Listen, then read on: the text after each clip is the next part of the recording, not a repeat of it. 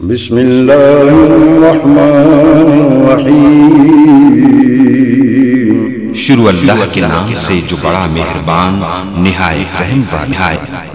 वनऊज़ु बिल्लाहि मिन शुरूरि अनफुसिना व मिन सय्यिआति अमालिना मन यहदिहिल्लाहु फला मुदिल्ल लहु व मन युज़लिल्हु फला हादिय लहु व नशहदु अल्ला इलाहा इल्लल्लाहु वहदहु ला शरीक लहु व नशहदु अन्न मुहम्मदन अब्दुहु व रसूलुहु सल्लल्लाहु अलैहि वसल्लम।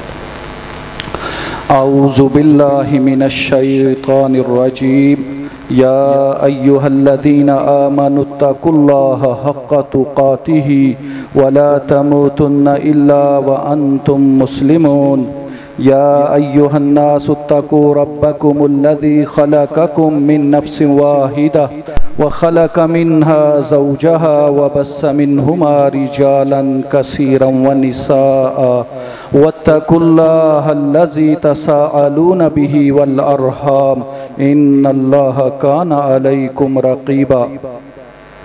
या अय्युहल्लज़ीना आमनुत्तकुल्लाहा व क़ूलू क़ौलन सदीदा युस्लिह लकुम अमालकुम व यग़फ़िर लकुम ज़ुनूबकुम व मन युतिइल्लाह व रसूलहु फ़क़द फ़ाज़ फ़ौज़न अज़ीमा। अम्मा बाद फ़इन्न खैरल हदीस किताबुल्लाह व खैरल हदी हदी मुहम्मदिन सल्लल्लाहु अलैहि वसल्लम व शर्रल उमूरि मुहदसातुहा व कुल्ल मुहदसतिन बिदअह व कुल्ल बिदअतिन ज़लालह व कुल्ल ज़लालतिन फिन्नार।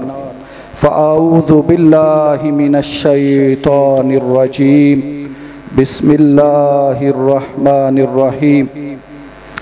व इन ताइफ़तानि मिनल मुअ्मिनीना इक़्ततलू फ़अस्लिहू बैनहुमा फ़इन बग़त इहदाहुमा अलल उख़रा फ़क़ातिलुल्लती तबग़ी हत्ता तफ़ीअ इला अम्रिल्लाह फ़इन फ़ाअत फ़अस्लिहू बैनहुमा बिल अदलि व अक़्सितू इन्नल्लाहा युहिब्बुल मुक़्सितीन।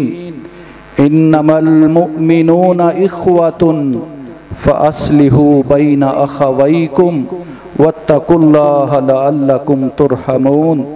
रब्बि शरह ली सदरी व यस्सिर ली अमरी वहलुल उक़दतम मिन लिसानी यफ़क़हू क़ौली।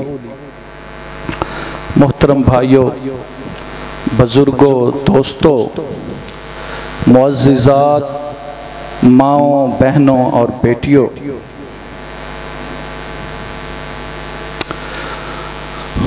उम्मते मुस्लिमा में अमन की बहुत ज़्यादा अहमियत है, क्योंकि किसी भी मुल्क में जब अमन होता है तो वो मुल्क जो है वो फिर स्टेबल होता है, उसमें इस्तेहकाम आता है। और जब किसी मुल्क में इस्तेहकाम आता है तो फिर पूरी दुनिया से लोग भी आते हैं, उसमें इन्वेस्टमेंट भी आती है, लोग जो हैं वो कारोबार करने भी आते हैं, और जो वहाँ के रहायशी होते हैं, जो राया होती है, वो भी अपनी ज़िंदगी जो है वो बड़े ही पुरसकून अंदाज में गुजारती है। यूँ समझ लीजिए कि इस्लाम पर अमल करना भी आसान हो जाता है। मुल्क में अमन, राया खुश, जो इस्लामी अहकामात उन तक पहुँचते हैं, जो उनके अकायद होते हैं, वो आज़ादाना अंदाज में उन पर अमल करते हैं, उन्हें कोई पूछने वाला नहीं होता। लेकिन आपको पता है,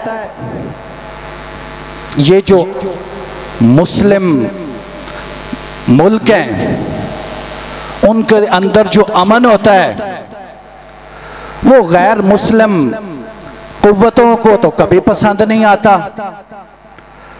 वो उस अमन को तबाह करने पे लगे रहते हैं। वो तो एक अलहदा मौजू है। गैर मुस्लिम किस तरह मुसलमानों को नुकसान पहुंचाते हैं। हर दौर में गैर मुस्लिम कुव्वतें मौजूद रही हैं। ये तो जब से दुनिया बनी है और जब तक रहेगी, दो कुव्वतें तो चलती रहेंगी। एक अल्लाह ताला की कुव्वत, एक शैतान का गुरोह। गालिब तो अल्लाह के गुरोह ने आना है, लेकिन ये जो कशमकश है, ये जो झगड़ा है, ये जो लड़ाई है, ये तो चली है, चलती रहेगी क़यामत तक। मैं आज जो गैर मुस्लिम कुव्वतें हैं, जो मुसलमानों को बेतौकीर करना चाहती हैं, जो मुसलमानों को ज़वाल पजीर करना चाहती हैं, जो मुसलमानों का मोराल डाउन करना चाहती हैं, मैं उनकी बात नहीं करना चाहता। दो कुव्वतें और हैं जिन्होंने हमेशा मुसलमानों को नुकसान पहुंचाया।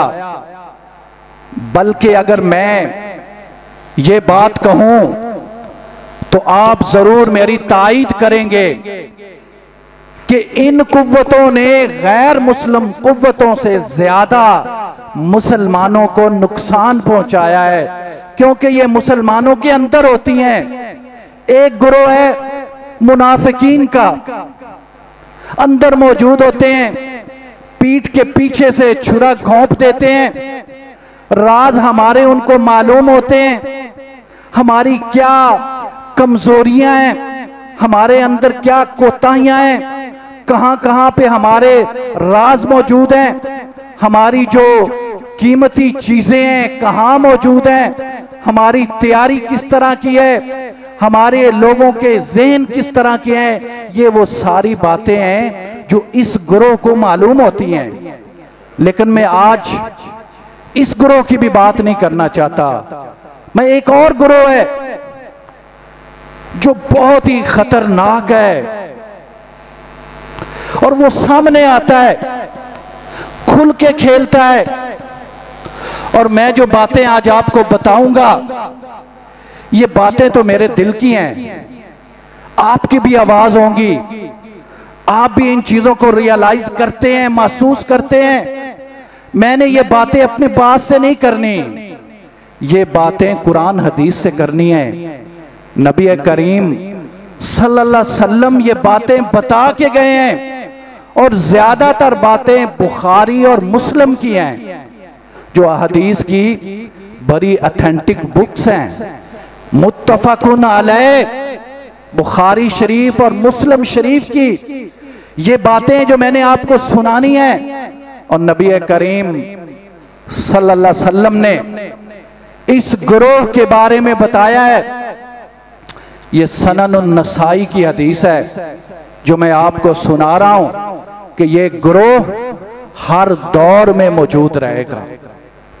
नबी सल्लल्लाहु अलैहि वसल्लम से ये गिरोह शुरू हुआ है, हर दौर में मौजूद रहेगा और आखिरकार ये गिरोह दज्जाल के साथ शामिल हो जाएगा। ये गिरोह पता है कौन है? फितना अल खारज, फितना खवारज। ये गिरोह हर दौर में मौजूद रहा है, आज भी मौजूद है और पाकिस्तान को बहुत ज्यादा नुकसान पहुंचा रहा है। जुल्खवैसरा तमीमी ये आदमी है, नबी सल्लल्लाहु अलैहि वसल्लम के दौर में मौजूद था। सूरत अत-तौबा 58 नंबर आयत, ये इसी के बारे में नाज़िल हुई। नबी करीम सल्लल्लाहु अलैहि वसल्लम सदका तकसीम कर रहे हैं, कह रहा है नबी करीम सल्लल्लाहु अलैहि वसल्लम को, है ये मुसलमान जुल्खवैसरा तमीमी, ये मुसलमान था। नबी सल्लल्लाहु अलैहि वसल्लम सदका तकसीम कर रहे हैं, नबी सल्लल्लाहु अलैहि वसल्लम को कहता है कि आप तकसीम करते हुए अदल का मुजाहरा करें, अदल के साथ तकसीम करें। नबी सल्लल्लाहु अलैहि वसल्लम ने फरमाया और तुझ पे हलाकत हो, मुझसे ज्यादा भी कोई अदल करने वाला होगा। कुरान कहता है जब इनको दे दिया जाए तो खुश होते हैं, जब ना दिया जाए तो नाराज होते हैं। हजरत उमर रजी अल्लाह ताला अन्हु फरमाते हैं अल्लाह के नबी मुझे हुक्म दे मैं इसकी गर्दन उड़ा के रख दूं, इसकी ऐसी जुर्रत, आपके लिए ये अल्फाज इस्तेमाल करे। नबी सल्लल्लाहु अलैहि वसल्लम ने फरमाया इसी की नस्ल से खवारिज पैदा होंगे। और ये खवारिज फिर हजरत उस्मान रजी अल्लाह ताला अन्हु के दौर में भी आए, लेकिन हजरत अली रजी अल्लाह ताला अन्हु के दौर में तो ये वाज़े हो गए। हजरत अली रजी अल्लाह ताला अन्हु ने जो जंग लड़ी ना, जंगे नहरवान, वो इन खारजियों के खिलाफ ही तो लड़ी थी। खारजी, मैं अभी आगे चल के आपको इनकी निशानियां बताता हूं जो नबी करीम सल्लल्लाहु अलैहि वसल्लम ने बताई हैं बुखारी शरीफ में, मुस्लिम शरीफ में। ये किस तरह के लोग होंगे, हैं मुसलमान। जब जंगे सफीन खत्म हो गई, हजरत अली रजी अल्लाह ताला अन्हु ने सुलह कर ली। कहते क्यों सुलह की? कुरान कहता है दो मुसलमानों की जमातें, जो मैंने आयत आपके सामने पढ़ी है सूरत हुजरात की आयत नंबर 9, जब दो मुसलमानों की जमातें लड़ पड़े, सुलह कराओ। इस पे तो आगे मैं बात करूंगा। सुलह होगी जंगे सफीन के बाद। हजरत अली रजी अल्लाह ताला अन्हो हजरत अमीर मुआविया रजी अल्लाह ताला अन्हो के दरमियान जंग हुई, सुलह हो गई। खारजी कहते हैं नहीं, सुलह नहीं करनी, लड़ना है। उनको बड़ा समझाने की कोशिश की गई। हजरत अब्दुल्ला बिन अब्बास रजी अल्लाह ताला अन्हो उनके साथ मुनाजरा करने गए। अहादीस की किताबों में वो पूरा मुनाजरा मौजूद है। मैं उसके जो चीता चीता बातें हैं वो आपके सामने रखता हूं। मेरे पास ज्यादा टाइम तो नहीं मैं कि खुल के बात कर सकूं। आप बात करने गए, उन्होंने 3 सवाल सामने रखे। ये बातें ऐसे ही करते हैं, इनके नारे बड़े दिलकश होते हैं। कहते हैं 3 सवालों का जवाब दे दें। पहला सवाल ये है, हजरत अली रजी अल्लाह ताला अन्हु ने मर्दों को सालस क्यों बनाया? कुरान कहता है इनिल हुक्मु इल्ला लिल्लाह, हुक्म सिर्फ अल्लाह का चलना चाहिए। कितना दिलकश नारा लगाया उन्होंने। बात कुरान की करेंगे, नारा बड़ा दिलकश। कुरान की बात कहा जी हुक्म तो अल्लाह का चलना चाहिए। कुरान कहता है आप क्यों मर्दों की बात मानते हैं, क्यों मर्दों को सालस बनाया हुआ है? दूसरा सवाल यह किया कि आपने जंग लड़ी है तो आपने कत्ल क्यों नहीं किया जंग में, और माले गनीमत क्यों नहीं आपने जो है वो तकसीम किया, माल क्यों नहीं लिया और फिर उसको माले गनीमत को तकसीम क्यों नहीं किया? और तीसरी बात यह कि आपने अपने नाम से अमीरुल मोमिनीन का लक़ब क्यों हटाया? इन 3 सवालों का जवाब दीजिए, वगरना हम जंग लड़ेंगे और आपको भी जंग लड़नी चाहिए। अब्दुल्ला बिन अब्बास रजी अल्लाह ताला अन्हो जो हजरत अली रजी अल्लाह ताला अन्हो की जमात के नुमाइंदा थे, उन्होंने कहा अगर मैं तुम्हें अल्लाह के कुरान और नबी सल्लल्लाहु अलैहि वसल्लम की अहदीस से बात समझाऊं तो बात समझोगे ना? वादा भी कर लिया कि समझेंगे, जो आप बात समझाएंगे उसको कबूल करेंगे। कहा मर्द को सालिस इसलिए बनाया है उसका हुक्म नहीं मानना। अल्लाह ताला ने भी तो मर्दों को सालिस बनाया है। कुरान की मिसाल दी, जब मियाँ और बीवी का झगड़ा हो जाए, कुरान कहता है उसके मुख्तलिफ तरीके हैं। एक तरीका यह है कि एक मर्द की तरफ से हाकम मुकर्रर हो जाए और एक मर्द औरत की तरफ से मुकर्रर हो जाए और दोनों आपस में गुफ्तगू करें, मुज़ाकरात करें, मसले को हल करें। तो कहा मर्द को सालस नहीं बनाया कुरान ने। और जहां तक तुम कहते हो कत्ल क्यों नहीं किया, माले गनीमत क्यों नहीं लिया, और मुसलमान आपस में लड़े हैं, बड़ी बात जब मैंने पढ़ी मेरा दिल जो है डर गया। कितनी बड़ी बात। कहा क्या अम्मी आयशा को कत्ल कर दें? लड़ाई हुई थी ना, मुसलमान आपस में लड़ पड़ते हैं। इसीलिए तो कुरान कहता है इन्नमल मुमिनूना इख्वतुन, तुम आपस में भाई भाई हो, फअस्लिहु बैना अखवैकुम, जब लड़ाई हो जाए सुलह करा दिया करो। ये नेचुरल बात है, लड़ाई हो सकती है। अगर लड़ाई ना होनी होती तो कुरान में यह हुक्म क्यों आता? और दूसरा, मुसलमानों से भी भला माले गनीमत इकट्ठा किया जाता है। और जो तीसरी सवाल आपने किया है ना कि अमीरुल मोमिनीन का लक़ब क्यों आपने हटाया, तो अब्दुल्ला बिन अब्बास रजी अल्लाह ताला अन्हु ने फरमाया नबी करीम सल्लल्लाहु अलैहि वसल्लम से बढ़कर तो हजरत अली नहीं हो सकते। सुलह हुदैबिया का वाकया याद दिलाया। वहां भी तो एग्रीमेंट हुआ था ना। वो क्या कह रहे थे? आप नीचे लिख रहे थे मोहम्मदुर रसूलुल्लाह सल्लल्लाहु अलैहि वसल्लम। वो कहते थे, सुहेल बिन अमर कहता है जो मक्का वालों की तरफ से आया, कि अगर आपको हम रसूलुल्लाह मान ले तो फिर तो लड़ाइयां ही खत्म हो गई। फिर तो जो आपको हमने मक्का से निकाला है वो उसका कोई जवाब ही नहीं बनता। ये जो हमारी दिन ब दिन लड़ाइयां हुई है, जंगे बदर हुई है, ओहद हुई है, खंदक हुई है, इतने हमारे कत्ल हो गए हैं और तुम्हारे लोग भी इस दुनिया से चले गए हैं। ये लड़ाइयां ही ना होती अगर हम आपको रसूलुल्लाह मान लेते। हम नहीं मानते। मोहम्मद बिन अब्दुल्ला लिखो। उस वक्त तो हजरत अली भी नहीं माने थे। नबी सल्लल्लाहु अलैहि वसल्लम ने खुद लिखा था मोहम्मद बिन अब्दुल्ला का। अगर नबी करीम सल्लल्लाहु अलैहि वसल्लम मोहम्मद रसूलुल्लाह की बजाय मोहम्मद बिन अब्दुल्ला लिख सकते हैं तो हजरत अली अमीरुल मोमिनीन का लक़ब क्यों नहीं हटा सकते? ये बातें उनको समझाई। मेजोरिटी लोग जो बागी थे, जो खवारिज थे, वो बाज आ गए। तकरीबन 20,000 वो लोग थे, 16,000 जो है वो मान गए, लेकिन 4,000 नहीं माने।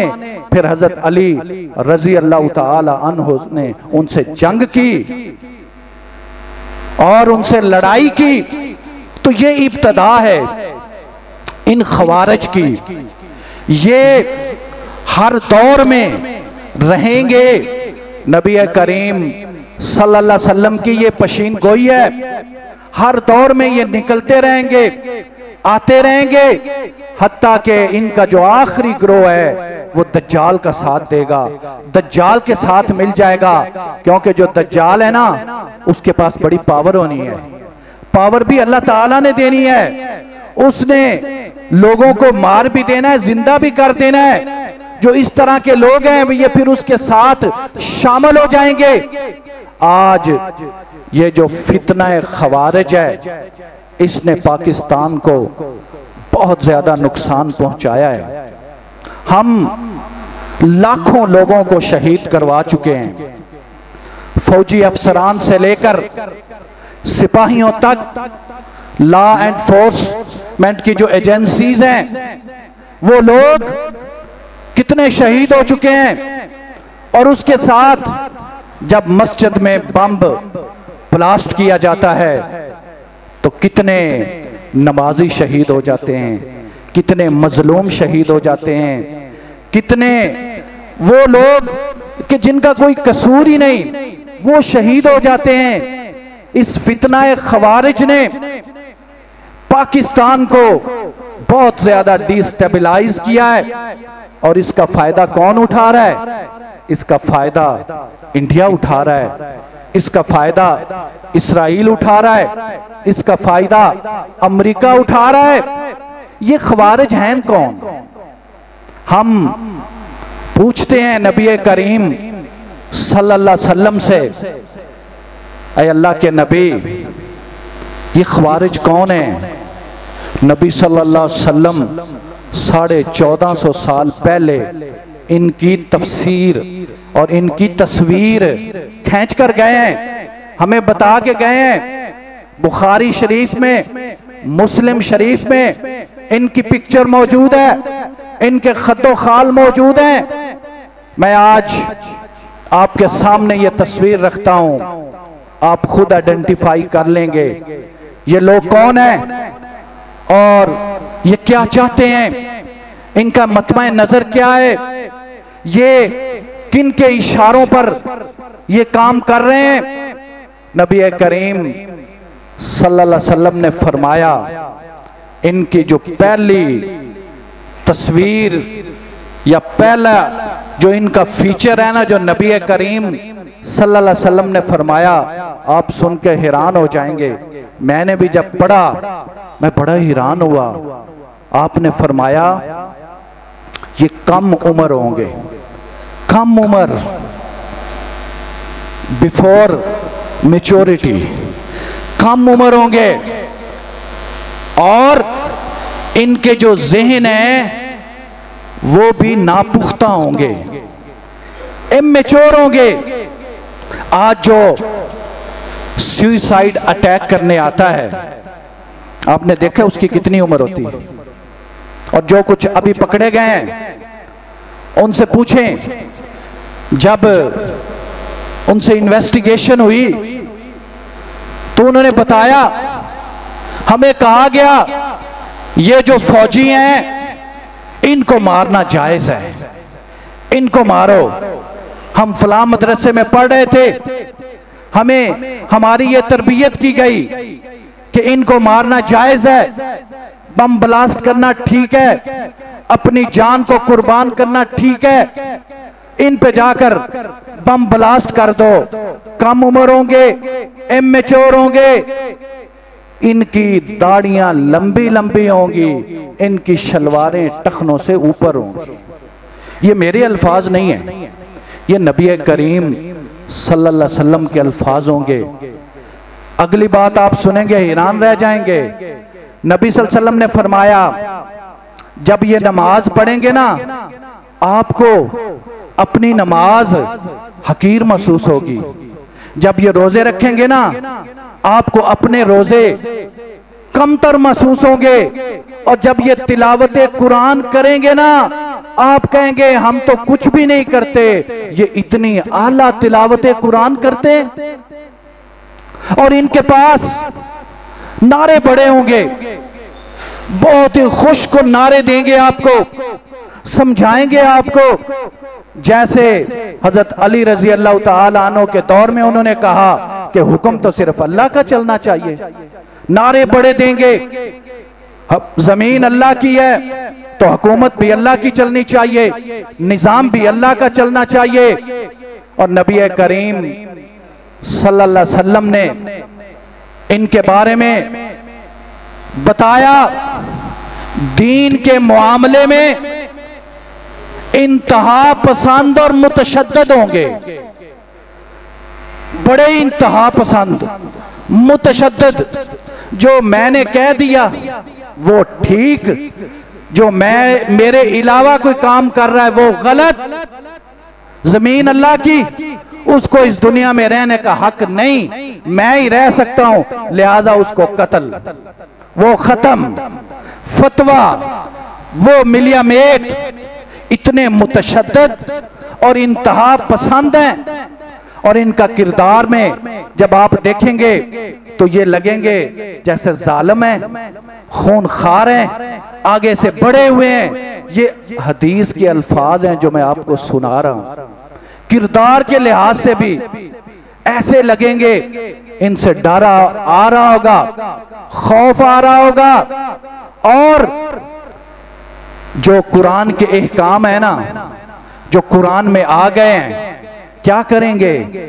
उनको ताकत के जरिए मनवाने की कोशिश करेंगे। अल्लाह कहता है ला इकराह फिद्दीन, दीन में कोई जबर नहीं। आपका काम है नबी दावत देना, आपका काम है हमारा मैसेज पहुंचा देना।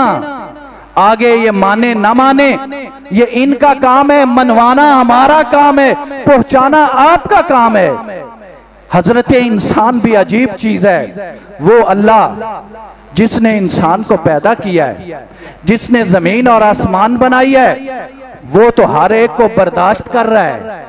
गुनहगार भी हैं, काफिर भी हैं, फासिक भी हैं, फाजर भी हैं, जालिम भी हैं। रब की जमीन पर तो हर इंसान बस रहा है। अल्लाह ने उसको मोहलत दी हुई है, इंसान मोहलत नहीं देना चाहता। ये जो कुरान के अहकामात है ना, ताकत के जरिए मनवाना चाहता है। और नबी करीम सल्लल्लाहु अलैहि वसल्लम ने फरमाया, इनकी एक खसलत ये है, मुसलमानों को कत्ल करेंगे, बुत परस्तों को छोड़ देंगे। मुसलमानों को कत्ल करेंगे, बुत परस्तों को छोड़ देंगे। उनके दोस्त, उनके साथ डायलॉग, उनके फ्रेंड, उनके मुज़ाकरात, उनके साथ जाकर जो है मेल मुलाकात करेंगे और अपनों को कत्ल करना जायज समझेंगे। उनको ब्लास्ट करना है, उनको उड़ाना है। और नबी करीम सल्लल्लाहु अलैहि वसल्लम ने फरमाया, कुरान की वो आयात जो काफरों के मुताल्लिक हैं, उनका इत्तलाक मुसलमानों पर करेंगे। आयात कुरान की काफरों के बारे में है कि ये काफिर इस तरह करते हैं, उनका इत्तलाक मुसलमानों पर करके उनको कत्ल कर देंगे। और जो दूसरे मुसलमान है ना, उनको गुमराह, काफिर, मुशरिक करार देंगे ताकि उनको कत्ल करना जायज हो सके। और जो कोई कबीरा गुनाह कर बैठे कोई मुसलमान, तो ये क्या कहते हैं उसके बारे में? उसके बारे में ये फतवा दे देंगे, उसको दायमी जहन्नमी और उसका खून और उसका माल उसको हलाल करार दे देंगे। ये इनका फीचर है मुसलमानों के बारे में। और जो हुक्मरान है, जो हुकूमत वक्त है, उसके बारे में क्या कहते हैं? हुकूमत वक्त या जो हुक्मरान है, उनके खिलाफ बड़े तानाबाजी करेंगे, उनको गुमराही और जलालत के फतवे देंगे। और जालिम और फासिक हुकूमत, फतवे देंगे जालिम हुकूमत है, फतवे देंगे फासिक हुकूमत है। और फिर कहेंगे कि इनके खिलाफ मुसल्ला बगावत और इखराज करना, खुरूज करना जायज ही नहीं, उसको फर्ज करार दे देंगे। ये मैंने कुछ फीचर, कुछ खद्दो खाल नबी सल्लल्लाहु अलैहि वसल्लम की अहादीस से आपके सामने रखे हैं। ये खारिज जो है इस तरह के लोग हैं और हर दौर में मौजूद रहेंगे। हमें क्या करना है?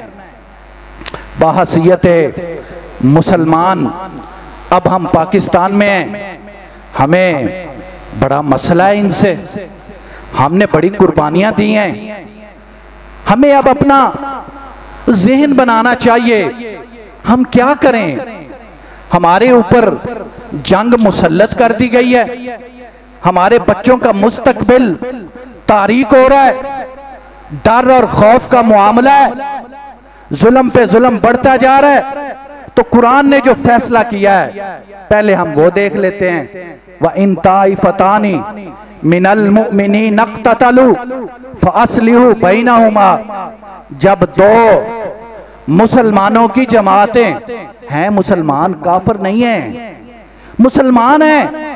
फीचर मैंने सारे बताए, दाढ़ी रखी हुई है, शलवार टखनों से ऊपर है, नमाजी हैं, रोजा रखते हैं, कुरान पढ़ते हैं, बड़े बड़े नारे लगाते हैं। सारे फीचर जो हैं एक बेहतरीन मुसलमान वाले इनके अंदर मौजूद हैं।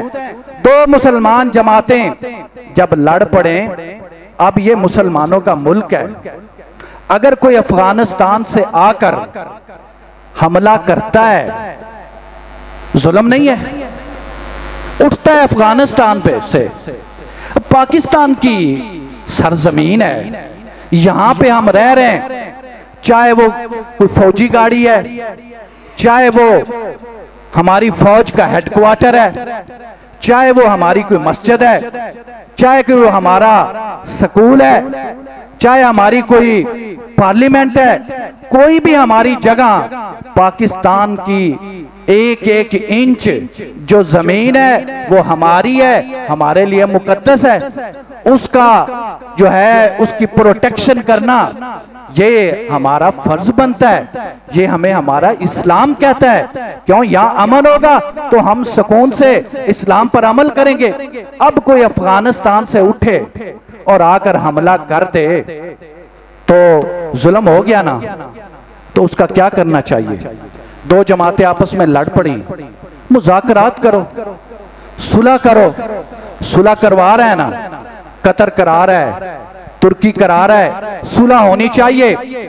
लेकिन अगर वो इस बात पे आई ना, इस बात को माने ही ना, वो कहें नहीं वो उनका मसला है, टीएलपी का मसला है, टीटीपी का मसला है, वो अटैक करें, हम उनको रोक नहीं सकते, आप रोक भी नहीं सकते और हमें इजाजत भी नहीं दे रहे कि हम उन पर अटैक करें, तो फिर क्या होना चाहिए?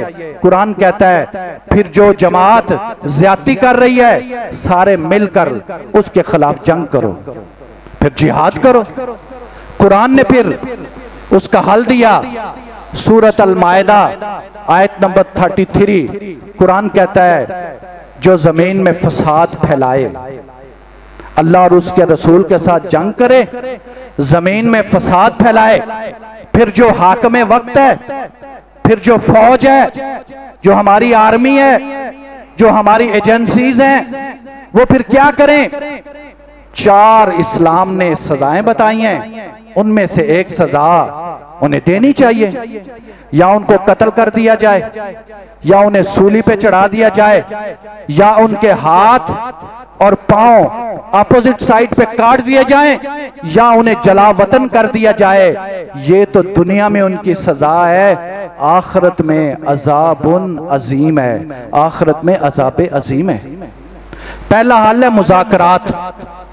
मुज़ाकरात करें, होने चाहिए। दो मुसलमान जमातें लड़ पड़ी हैं, उनकी सुलह सफाई होनी चाहिए, और सुलह सफाई के कुछ प्रिंसिपल्स है ना, उन प्रिंसिपल पे होनी चाहिए। अगर वो नहीं मान रहे फिर उनके साथ जंग होनी चाहिए। हाँ, अगर वो मान जाएं तो फिर कहा फ़इन फ़ात फ़अस्लिहु बैनहुमा बिल अदलि व अक़सितू, फिर सुलह करा दो, लेकिन इंसाफ के साथ, इंसाफ के साथ सुलह हो जाए।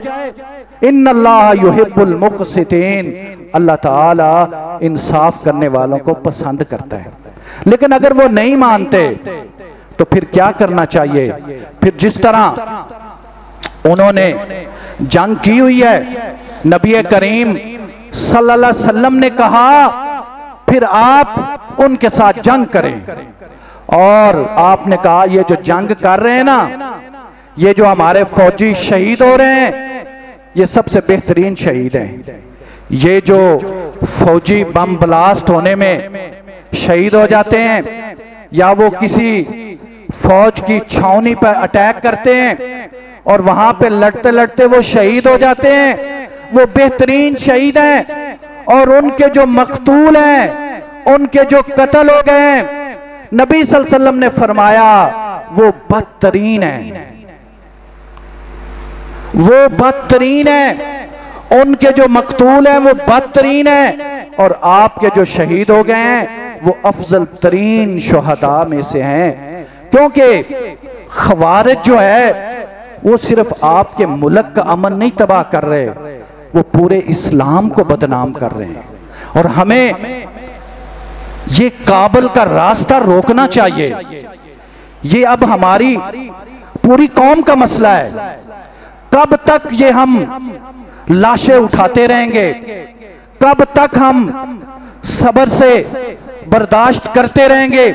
आपको पता है खान लियाकत अली खान जो हमारे पहले वजीर आजम हैं, जिस बंदे ने गोली मारी उसका नाम था साद अकबर, अफगानिस्तान से आया था।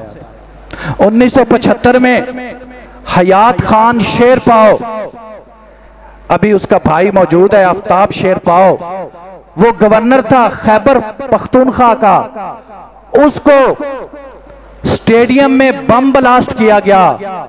वो जो बम ब्लास्ट करने वाले थे अफगानिस्तान से आए। मीर जुल्फकार अली भुट्टो, जिसका वालिद है जुल्फकार अली भुट्टो, उसने जो जहाज PIA का अगवा किया, कहां पे बैठा हुआ था? काबुल बैठा हुआ था। ये जितने हमारे दुश्मन हैं ये भाग के काबुल जाते हैं, इनको प्रोटेक्शन अफगानिस्तान से मिलती है, और वहां पर जब ये रहते हैं तो इनको पैसा इंडिया देता है। इंडिया हमारा दुश्मन है, इसलिए हम कहते हैं अफगानिस्तान हिंदुस्तान की प्रॉक्सी वार ना खेले। हम मुसलमान मुल्क हैं, हमें बैठ के फैसला करना चाहिए। अगर कोई माजी में गलतियां हो गई हैं उसकी इस्लाह करनी चाहिए, बैठ के जो है फैसला करना चाहिए। हमें ये अब काबुल का रास्ता रोकना है। वो गुफ्तगू पे आ जाएं, बड़ी अच्छी बात है, खून खराबा रुक जाएगा। लेकिन वो अगर नहीं आते तो अब डू और डाई वाली सिचुएशन है। अब अगर हम कंप्रोमाइज करेंगे, फ्लेक्सिबिलिटी दिखाएंगे, तो फिर हमारी सारी सिक्योरिटी कंप्रोमाइज हो जाएगी। इसलिए ये बड़ा हॉट टॉपिक है, हमें बड़ा जो है खतरा है।